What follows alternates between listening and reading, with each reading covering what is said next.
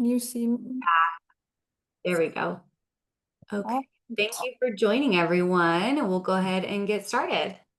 yes, very excited for this because I feel like the first part of the cohort that we were all in, we really touched on the basics, which are always going to be incredibly important. But now we get to dig a little bit deeper into perimenopause, labs, supplements, tools, biohacking, all the fun stuff. So I'm really excited for this week's call.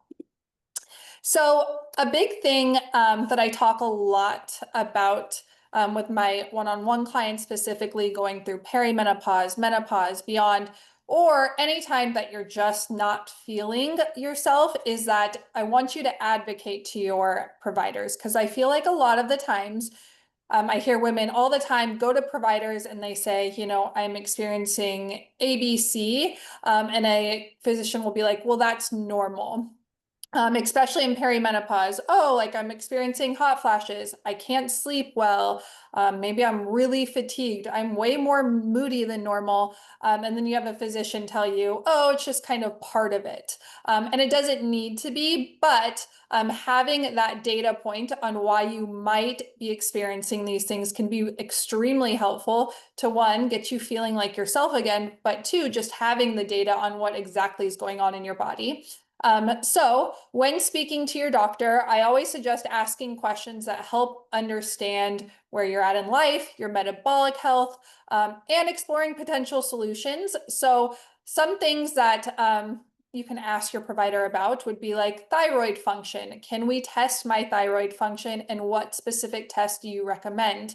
A lot of times I will say too, a doctor will not give you in-depth lab work. You really have to push for it. Or sometimes I've had clients that have to go and pay out of pocket for it just because a doctor won't prescribe to get it done. Hormonal balance. What tests can assess my hormone levels, and how can imbalances affect my metabolism, or even beyond your metabolism, how you're feeling, how you're sleeping, things like that. Insulin resistance. How can we evaluate if I have insulin resistance, and what steps can I take to address it? These are big, big things that happen in perimenopause. And I'll say too, some physicians won't give you solutions, but if you test for it and you have that data, then we can work on solutions on our own as well. Stress and sleep. What impact do stress and sleep have on my metabolism, and how can I manage them? We talk a lot about this in all areas of our cohorts, no matter what phase of life you're in, but stress and sleep always are going to impact your hormones, your energy levels, sleep and recovery, metabolism, thyroid function. So stress and sleep should also always be something that we prioritize. And then long-term health. What should I know about long-term effects of metabolic issues on my overall health? And I mean this question more so in perimenopause. We should be very educated on bone density, how muscle mass helps that, and having steps to like go into those things. So just some things to be aware of next time you talk to your physician. So for labs to ask for when diving into metabolic health and hormone balance, some key labs to ask for include, so thyroid tests. And again, a lot of doctors will not willingly test for these things. So you do have to advocate for yourself here. So TSH, our thyroid stimulating hormone, free T3 and free T4, and thyroid antibodies. So to check for autoimmune thyroid conditions. This is one that I don't think many people test for, but it is also a great one to have, especially if you're experiencing like extreme fatigue, extreme inflammation. You're not sure what's going on, maybe moods all over the place. Maybe you're constantly feeling bloated and you've tried everything. So digging a little bit deeper into what's going on with labs can be really helpful in those things. Hormone level tests. So checking your estradiol, your progesterone, your testosterone, and DHEA. We're going to dive a little bit into what all these tests do and what you're looking for during these tests as well. Insulin and glucose tests. So fasting insulin levels are really helpful. Glucose levels, both fasting and potentially an oral glucose tolerant test. And then your A1C to assess average blood sugar levels over time, all very important when looking at muscle mass, where your blood sugar is at, and insulin resistance. So lipid panel to evaluate cholesterol levels and cardiovascular risk, vitamin and mineral levels. So big ones are vitamin D, B12, and iron. Iron is a big one too. If you have been feeling extremely fatigued, maybe just getting sick a lot, like immunity is down. A lot of the times I'll ask clients, what's your iron level at? Have you gotten tested? Because a lot of women are anemic and it definitely affects how fatigued you are, recovery, and immunity. So these tests can provide valuable insights into your metabolic health and help guide treatment options. And I'll say this, obviously I'm not a physician, so always make sure to go talk to your healthcare provider. And again, I just ask that all women advocate for yourself because it is so important that you don't suffer through this phase of life. No matter what phase you're in, you shouldn't have to suffer. So I'm going to kind of go into these, but summarize them so we don't have to read the full paragraphs. But I want to go into what these labs look for so that when you're asking for them, you can understand them a little bit better. So thyroid tests. So the thyroid tests, including TSH, free T3 and T4, which are crucial for assessing thyroid function. It measures how well your thyroid is working. So high levels might indicate that your thyroid isn't producing enough hormones, like hypothyroidism, while low levels can suggest an overactive thyroid, hyperthyroidism. Free T3 and free T4 are active hormones produced by the thyroid. So these tests can help determine if your thyroid is functioning properly. Thyroid affects a lot, so it's always nice to get those tested. I typically recommend every 6 months or so to recheck hormones because they constantly fluctuate as well. So our hormone level tests. Hormone level tests include measurements of estradiol, your progesterone, testosterone, and DHEA. All these hormones are definitely impacted when going through perimenopause. So estradiol is a form of estrogen vital for reproductive health in the menstrual cycle, and its levels can indicate how well your ovaries are functioning. Progesterone regulates the menstrual cycle and is crucial for maintaining pregnancy. Low levels can suggest issues with ovulation. And I always like to say progesterone is our happy hormone as well. So if you get tested and you notice progesterone's really low, a lot of those symptoms can be anxiety and depression. If you notice that when you are ovulating or you are going through luteal, you're having those like big feelings or like PMDD, a lot of it can be resolved by checking progesterone levels and potentially getting on HRT if it is low and you need it, but it is our happy hormone. So it definitely affects our mood big time. Testosterone, while often considered a male hormone, is important for women too, impacting energy, mood, and muscle health. Abnormal levels can affect overall well-being, and DHEA produced by our adrenal gland serves as our precursor to both testosterone and estrogen, and its levels can provide insights into adrenal health. So again, with going through perimenopause, menopause, beyond, these are all levels that you really want to look into. And you can optimize them naturally as well by just doing things that we're already talking about, eating whole foods, making sure you're getting in enough fiber, getting outside in sunlight and getting vitamin D, strength training, regulating stress, getting enough sleep. But again, you don't know where they're at unless you get them tested. So something I definitely recommend, and I would do these again at least twice a year. Yeah, even as simple as so your body converts TSH to T4 in the evening. At night is when that happens, and then that T4 conversion into T3 is in the morning. So even as simple as like looking at your blood work and seeing where that bottleneck is happening can help you determine what you can do for free to help bring those up. That's like kind of a I don't want to say an easy option, but something to look into if you're noticing, okay, T3 is low, T4 is actually decent. So maybe adjusting your morning routine, spending time outside in the morning, and then retesting in 3 months and seeing how your body responds. We've seen a lot of positive change just by changing those little things with our daily routine. It's incredible how much our environment can benefit us if we take advantage of it, or can hurt us if we're not paying attention to those things. And so just getting outside more. And when we talk about getting it outside more, there's really benefits to like all times of day. So maybe evening is going to help with melatonin production, which is going to help with cortisol production in the mornings, which is going to help optimize hunger hormones, which is going to really play into fat loss. But also getting out in the evening is going to potentially help bring up T4 if there's a bottleneck there happening for you. And that's going to help you build muscle, also support metabolism. And so or if it's morning, like maybe we are just straight to the computer in the morning and we're not eating, that's going to have an impact on our hormones. And so it's not a matter of, oh, we need to feel bad for how we're doing it, but like an opportunity to look into our labs and then look into our lifestyle and be able to make some subtle adjustments and see, can we do this just by making some intentional changes, and retest, and maybe we do want to take advantage of HRT, or maybe we do need more support in terms of medication, but at least we know kind of like what our options are in terms of environment, in terms of food, in terms of training, in terms of stress relief. And hopefully we can take advantage of the things that are free and available to us first, and just know what our options are. Yes, absolutely. It's pretty amazing, even just what like sunlight can do. I've had a lot of clients that, Midday sun. Yes. just really didn't, think about it. It's not something we think about it, or it's like, that's not going to do anything. Like, what's sunlight going to do?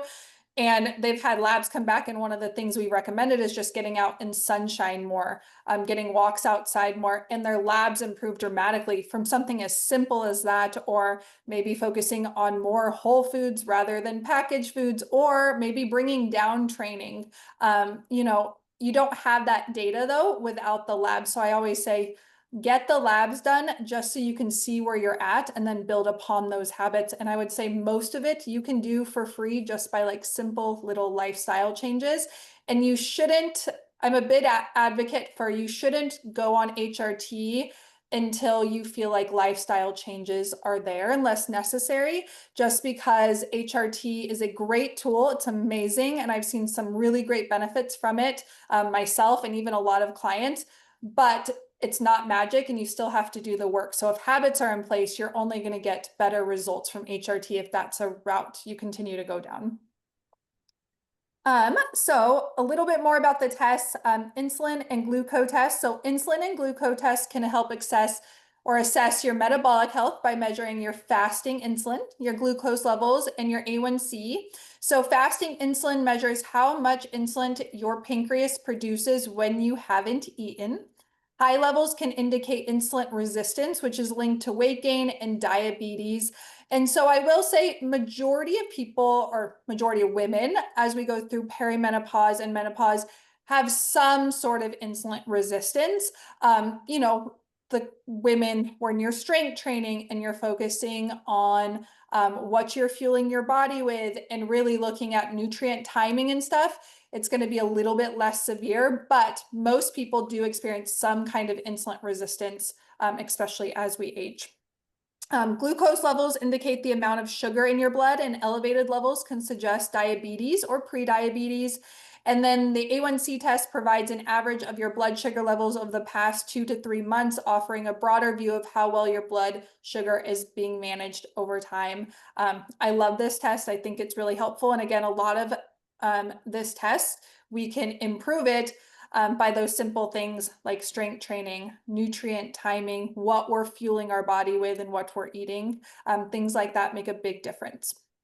Your lipid panel, the lipid panel is a test that evaluates your cholesterol levels, including LDL and HDL, so your good cholesterol and bad cholesterol, as well as triglycerides. This test is essential for assessing your risk of heart disease. And then vitamins and minerals, tests for vitamin and mineral levels, including assessing vitamin D, B12, and iron. Vitamin D is crucial for bone health and immune function. Low levels can lead to various health issues. So again, spending lots of time outdoors when you're able to is definitely a big one here. B12 is important for nerve health and the production of red blood cells. Deficiency can cause fatigue, and sometimes neurological. I don't know if I finished this one, but a lot of like mood is linked to B vitamins. And then like I talked about before, Iron is a big one if you're feeling really fatigued, you feel like immunity's down, like you're constantly getting sick, lightheaded when you stand up, maybe like vertigo feelings. That can all be linked to really low iron. So jumping into HRT and kind of like what Michaela just said, I think HRT is an amazing tool that I've used myself. But I do think lifestyle habits are always going to trump it. And again, if you have lifestyle habits in and you decide to go down the route of HRT, you'll get even better benefits of it. And a lot of times you can stay on very low doses because of that. So, hormone replacement therapy is a viable option for managing symptoms associated with hormone changes, particularly during menopause and perimenopause. The importance of an individualized approach, HRT should be tailored to each person. So just because what works for someone else doesn't mean it's going to work for you, which is why labs are really important here, seeing where your levels are at. What can we do to increase these levels naturally? And then what do we need to supplement with HRT? There's many different kinds of HRT available, including bioidentical hormones, chemically identical to those produced by the body, and synthetic hormones, with many women preferring bioidentical options due to their perceived safety and similarity to natural hormones.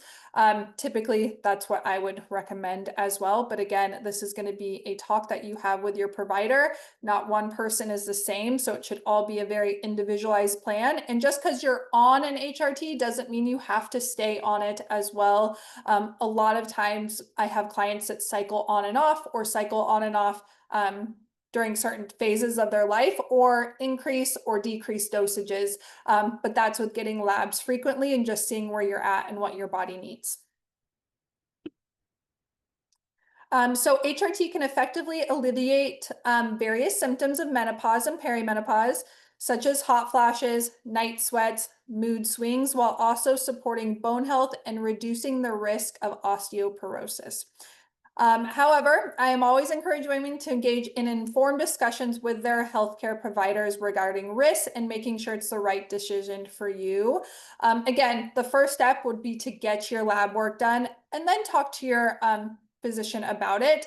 I think it is an amazing tool. It can have some really great benefits, especially for women who feel like they have to suffer through perimenopause and they're doing everything else right. You can start sleeping better again. The hot flashes subside. You have energy again. Maybe digestion is better. Mood swings tend to subside. So again, a really great tool. I do think most things can be done naturally first, but it's always great to have. And having the education behind it to then go and talk to your provider and advocate for yourself. So tools that we should have in our toolbox as we're going through perimenopause, menopause, really any phase of life. Even if you're like a new mom or a toddler mom, whatever it is, I feel like these tools can be helpful. So energy, balanced nutrition that includes adequate protein, healthy fats, and complex carbs.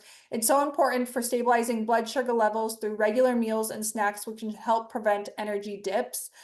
So when a client comes to me, especially going through this phase of life of perimenopause, and they tell me I'm constantly tired, I hit that 3 p.m. slump and all of a sudden I feel like I need to take a nap. Typically what I'll do is dive into logs first. Are you skipping breakfast? What does your breakfast or lunch look like? Are you grabbing a protein bar at the door? Are you having 4 cups of coffee before you even touch food? A lot of the times, really making sure we have a balanced, healthy diet, making sure we're getting in protein, healthy fats, fiber, carbs, and centering carbs really around our workouts too when we need them most can improve energy so much. It can really be night and day. So I always look at nutrition first when I'm looking into energy, but make sure that you're giving yourself the fuel that your body needs. I can't tell you how many times I look into logs and there's no food until like 2 p.m. because we've survived off of like 3 cups of coffee and a protein bar. That definitely affects how you feel during the day. It definitely affects blood sugar. And just balancing out your nutrition can be a game changer for just that alone. So mood, as a lot of women, we talk about mood a lot, and this doesn't even have to be in perimenopause and menopause. This can be going through luteal phase. Sometimes mood is off during ovulation, whatever it may be. We're women, we have hormones, so our mood's kind of going to always go like this a little bit. But things that can help that is regular exercise, which can boost endorphins and improve overall mental health. I will say I actually met with a psychiatrist because not too long ago I was dealing with a lot of anxiety, different, and nothing had changed in my life. And he actually was the first doctor that I've talked to, which I was so taken back and happy about, that told me, I want you to get out in sunshine first thing in the morning. I want you to get your heart rate at above 135. So zone 2 training. He had me doing like incline walks for endorphins, things of that sort before we even talked about medication. And it was really cool to hear that from a physician as well. But just getting outside and moving your body, even if it's not a crazy workout, can help your mood so much. If I'm stuck behind a desk all day, I notice that by the time 3 o'clock hits and I'm carpooling for my kids, I'm definitely have way less patience. I'm snapping on people and I can just feel blah. So something as simple as getting in steps first thing in the morning, again, can make a big difference in your mood. Also, mindfulness techniques like meditation or yoga is huge. And sometimes those things aren't for everyone. I'll admit meditation or yoga, that's really hard for me. But finding even 10 minutes during the day or 5 minutes during the day where I can just be by myself, take some deep breaths, kind of be like, okay, I got this and move on can be huge for your mood.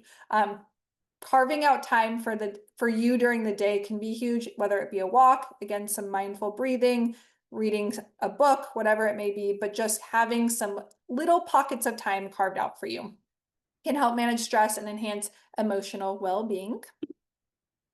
So sleep, and this can be really hard, especially in perimenopause. Establishing a consistent sleep routine and creating a restful environment. Hormonal fluctuations can hurt sleep quality, so strategies like reducing caffeine intake.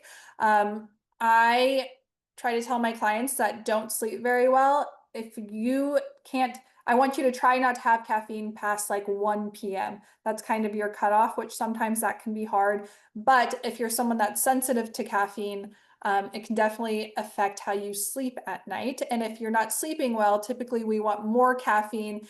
And it's kind of like you're playing like devil's advocate. You're not sleeping well, but you need the caffeine to get through your day. So we always want to prioritize sleeping better, a little bit less caffeine. Limiting screen time before bed. So we have a rule in our house about 45 minutes before bed, we all put our phones away. Blue light block glasses can be really great here if you do have to work or if you are watching shows, things like that. Incorporating relaxation techniques to promote better sleep can be very helpful. Again, I like to kind of turn off all screens at night. I'll do some breathing in front of, I have like a red light machine, so I'll just do some breathing, regulate my nervous system, take some breaths, let myself decompress. Epsom salt baths can be great here. Again, a walk outside at night can be helpful as well, but finding kind of what works for you. And I always tell clients, you have to prioritize it. Just don't hope it happens. I feel like a lot of us are like, oh, I hope I get a good night's sleep tonight. Instead of hoping, we're going to do everything in our power to get that good night's sleep. So cold, dark room, setting yourself up for a good night's sleep is very, very big. And the more you prioritize it, I promise it'll get better and better. It does take some time, but prioritizing it rather than just hoping that it magically happens. And then some tools for metabolism. So strength training and physical activity and maintaining muscle mass is crucial for metabolic health. Eating enough fuel to fuel our bodies. So we've talked a lot about this. I know we talk a lot about this just as Hungry Fitness as a team, but if you're consistently under eating, you're not going to be able to build muscle. You're probably losing muscle. And your metabolism now down regulates. So if you're someone that, I consistently eat 1,300 calories and nothing's changing, well, typically it's because you've been eating that low for that long. That's your new maintenance calories. So making sure you're fueling your body for metabolism, to gain muscle and for your workouts, is a metabolism magic trick. Is we don't realize how much muscle can change everything about things. So again, building muscle will change your metabolism, bring your metabolism up. It also helps out balance hormones, helps with muscle Insulin resistance. sensitivity, Yeah. blood, yeah. Energy levels, I mean, it's a game changer. So if you are someone that loves your cardio, amazing. Make sure you're putting in strength training in there because it really will change how you feel, how your body responds, and everything about it. The use of specific supplements, which I'm going to get into supplements a little bit more, such as magnesium, omega-3s, and adaptogens, which can support your overall metabolic function and help mitigate some of the symptoms associated with menopause. So, and we've talked a lot about this through these last few slides. This is just really, I want to emphasize a holistic approach to health and hormones during menopause, advocating for natural solutions rather than relying solely on hormone replacement therapy.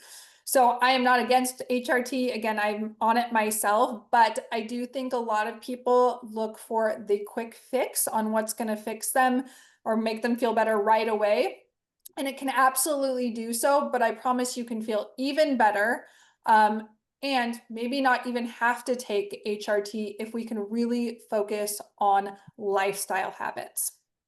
Highlighting the importance of lifestyle factors such as diet, exercise, and stress management.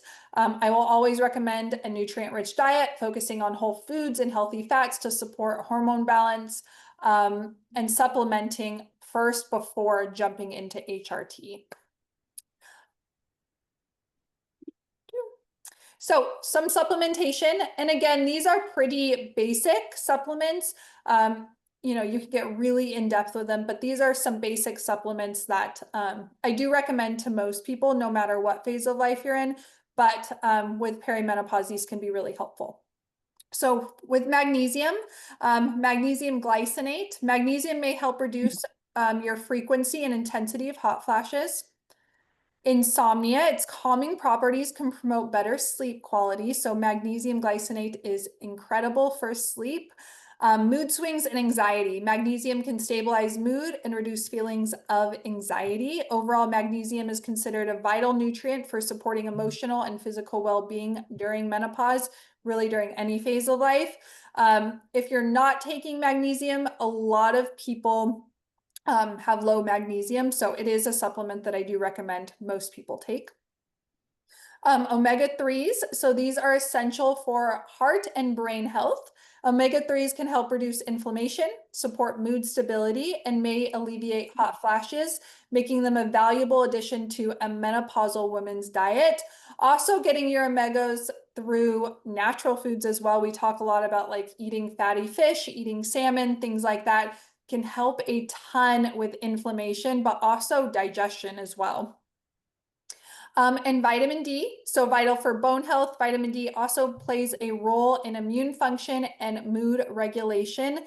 Adequate levels of vitamin D are important for preventing bone density loss, which can be a concern during menopause. Getting outside in the sunshine more, really focusing on getting outside when you're able to, like in summer, can be a game changer as well. And I know we've talked a lot about this, but you can potentially not have to supplement with vitamin D by just making sure you're outside getting sun exposure as much as you can. So B vitamins, particular B6 and B12, are essential for energy production, brain health, and mood regulation. These vitamins can help combat fatigue and support overall metabolic function. Creatine, love creatine. So beneficial supplement for women in perimenopause, really any phase of life, particularly for its potential cognitive and physical benefits. Creatine may help improve muscle strength, support energy, metabolism, and enhance cognitive function. It's really great for brain health, which can be particularly valuable during the hormonal changes of perimenopause. And again, most of these supplements I recommend to everyone, but can be really, really beneficial through perimenopause. Adaptogen supplements like ashwagandha, I always get weird on that one, rhodelia, are classified as adaptogens, excuse me, which can help the body manage stress and balance hormones, a potential to improve resilience against stress and enhance energy levels. And then vitamin D, we already did that one. So that was on twice. So I always like, especially in like momentum, these are some great books. I said homework, but if you're interested in diving a little bit deeper into metabolism, perimenopause, advocating for yourself, and just education in general, these two books are amazing. I can also link them. I use the Metabolism Repair for Women all the time. I reread it all the time. I actually have it right next to me with like a million sticky notes. But if you're interested in diving deeper into perimenopause, menopause, metabolism, and hormones in general, both these books are incredible. I'm going to stop sharing real quick. Awesome. So I know I talked a lot, but is there any questions anyone has? And I know we're a smaller group now too with momentum. So if you're watching this after the fact, shoot questions in the group chat all week. I'll be in there answering like normal, but I know it's a lot of information and can be really overwhelming when you're going into it. So please send over questions. Yeah, and if you guys want to get comprehensive labs and don't know where to begin or what to do or how to look into that, we can also help with that. Absolutely. We have a lot of clients that will just do third party and go through life extension, and that's a great option. I think there are like around $250 for really comprehensive labs. And another option would be to go on the life extension website. I really love, no matter what your goals are, I know fat loss is obviously a goal in this group, but I really love their comprehensive weight loss panel. So if you just go to lifeextension.com, search comprehensive weight loss panel and click on that. I think it's 275, but a lot of times it'll go on sale for 225. Click on that, and if you scroll down, there's blue text that says sample test.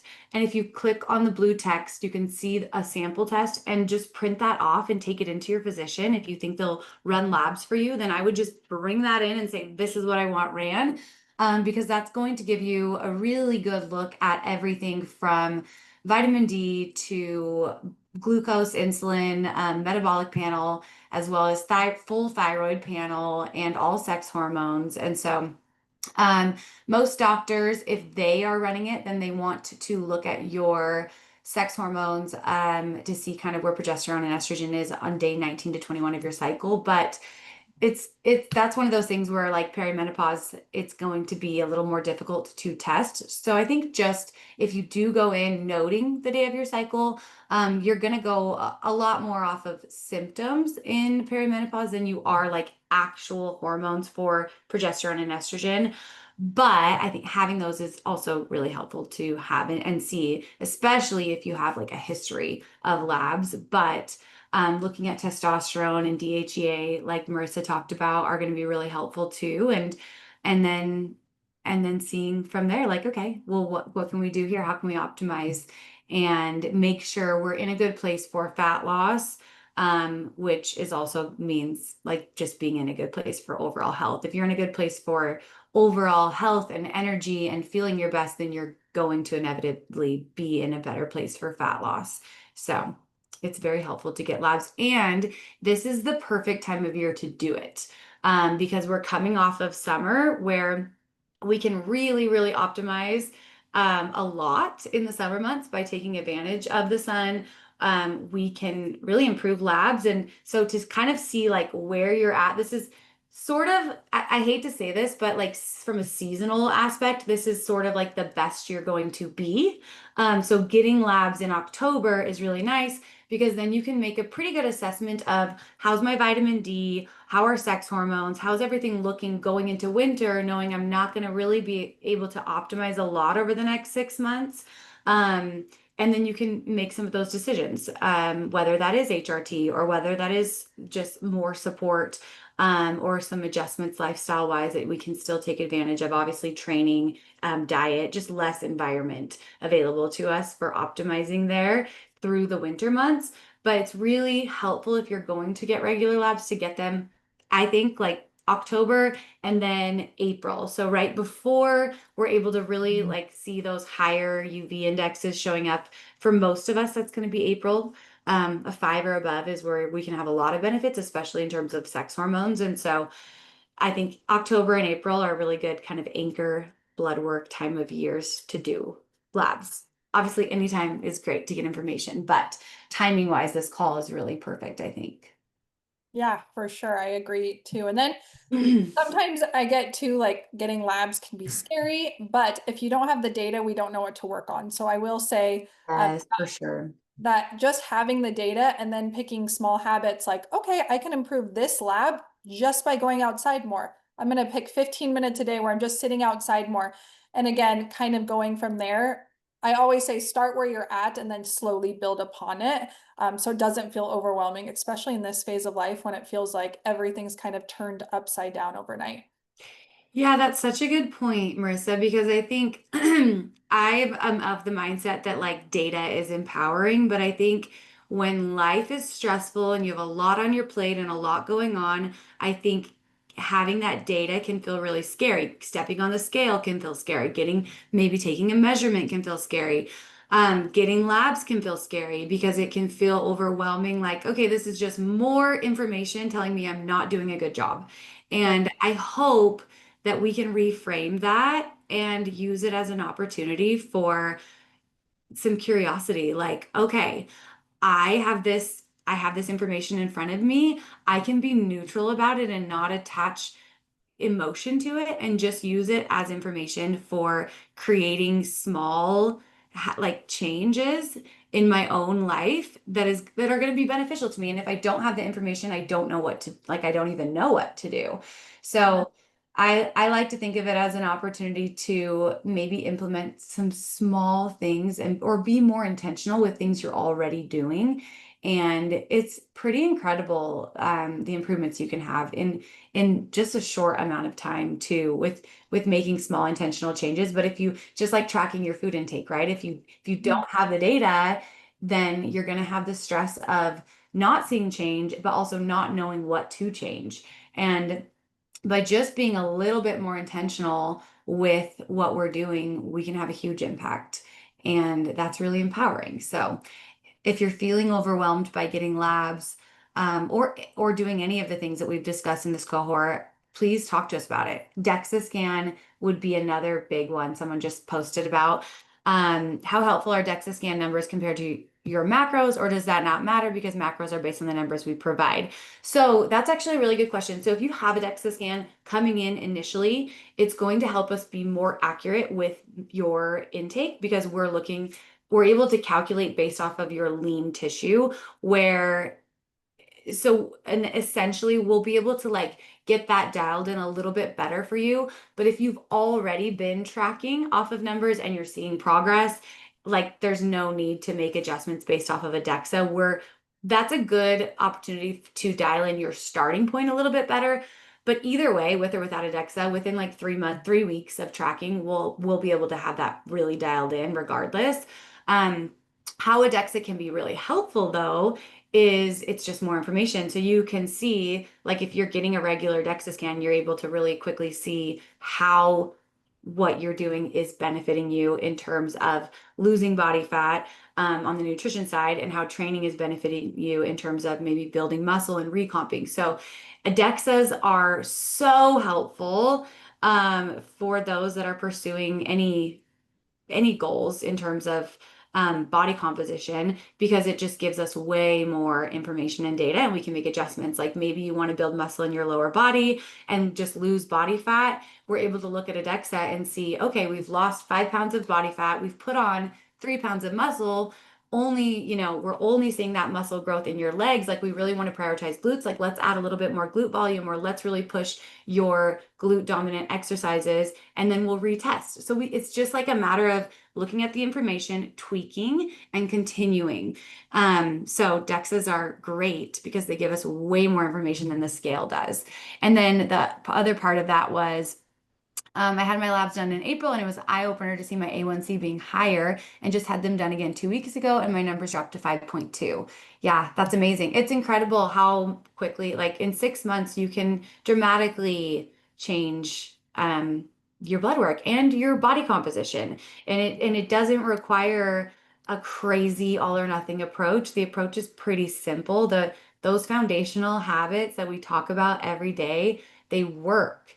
But the hard part is how to keep doing them. And so I think the goal is like in these cohorts, our goal is to hear from you and know like what roadblocks are coming up for you, what habits are challenging for you, because that is where the coaching happens for us, and where we can help you strategize. Because what works for me hitting my protein every day and feeling my best might not be how Marissa gets her protein in and how she strategizes for her stage of life or with her family dynamics. And so, and I think too, like different seasons of life require different strategies. And so what worked for you in the past might not be working for you now. And that's not something to feel shame around. It's just something to get curious about, and we can help you strategize with that. So take advantage of us, please, and ask all the questions on that. We had one more question, looks like. I'm interested in getting a DEXA scan, any specific type of DEXA scan. No, I believe like DEXA, if it says DEXA scan, they're testing your lean tissue, body fat, and bone density. Um, so all of them will do that. And they'll all give you like a resting metabolic rate. But if you're in this cohort, like it's gonna be we're still taking into consideration when we're doing macros for you your activity level. So a DEXA scan isn't going to take that into consideration to give you like your total daily energy expenditure. They're just going to look at based on how much muscle you have, based on how much body fat you have, this is how many calories your body burns at rest. So I don't I like I we love to see anything you have though. Share your DEXAs if especially if you have improvements, and if you have questions on your DEXA scan, we're happy to help you go through that too. Yeah. I like getting DEXA scans too right before a client goes into a fat loss phase to kind of Ew. see where they're at. And then right when we end a fat loss phase, I typically like seeing that because then you see kind of both sides of it. When we were in reverse, how much muscle did we gain? And then Hmm. we go into fat loss, how much body fat did we end up losing? How much muscle were we able to maintain and sustain? And that's pretty cool to have. So I love DEXAs for a fat loss and right after a fat loss. Yeah, anytime you're pursuing a body composition goal, it's so fun. And it's the same thing. I know so many people that are so scared to get that initial DEXA scan because they're worried about what it says about who they are as a person. And I can tell you, I have had probably 40 DEXA scans from right fresh postpartum to entering like maybe a running phase to competing in CrossFit to just getting back from a hard season, where I know I wasn't as intentional and had more body fat. And I have been so many different body fat percentages throughout all of those DEXA scans. And it's just information and it's helpful. So try not to really like attach that to your identity, but just use it as an opportunity to determine like, okay, cool. What can I do to maybe optimize this or even just like maintain this? Like I'm getting a DEXA scan and I just finished a fat loss cohort, and I'll do this once a year and just like check in and see where I'm at. Yeah, I've had clients actually too say that DEXA scans have actually helped them get over the Absolutely. fear of the scale number because they were able to see other metrics. I talk a lot about with my clients, like a scale is just a very small thing that we're looking at for progress because so much affects the number. And when they went and got DEXA scans, prior to fat loss and maybe at the end, maybe they thought they only lost 5 pounds and they were kind of bummed by it. And then we go in and we see they actually lost like 6% body fat or something like that. And it was like, wow, that It's so small fun. number of the scale really represented nothing that I actually put my work into. So sometimes get DEXA scans, they may seem really scary, but they can be really helpful when learning not to put so much emotion into a scale number. Absolutely. Yeah. For fat loss, especially, they're so fun to do because it really validates your efforts, I think, so much more than the scale can. So thanks Yes. so much, Marissa, for sharing. And on the cardio, we kind of talked about that, like getting in those two zone two cardio sessions. That is for those of you that feel like you have the time, you feel like you have the energy, you have the capacity for that. Don't feel like, and same with all of these habits. Honestly, we have a lot of habits loaded on your dashboards right now. I don't want you to feel overwhelmed by them. If you do feel overwhelmed by them, choose three. Like those are the three that you're going to prioritize and focus on. Maybe that's your 100% you can give this week. That is okay. We're still moving the needle in the direction that we want it to go.